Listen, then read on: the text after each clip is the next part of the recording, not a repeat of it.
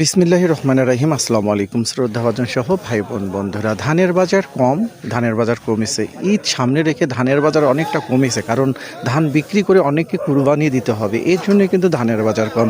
আপনাদের এলাকায় কোন ধান কত মন যাচ্ছে অবশ্যই কমেন্ট করে জানাবেন। আজকে হচ্ছে 6 জুন 2025, রোজ শুক্রবার, রাত্রি প্রায় 12টা পার হয়ে গেছে।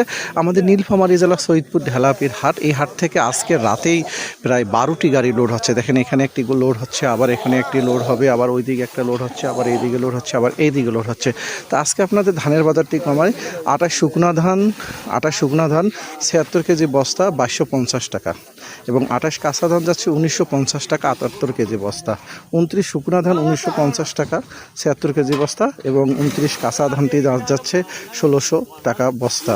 মিনিকেট 2450 টাকা বস্তা, এবং হাইব্রিড মোড়াটা 1950 টাকা শুকনা, এবং হাইব্রিড কাঁচাটা যাচ্ছে আপনার 1600 টাকা। এই হচ্ছে ধানের বাজার।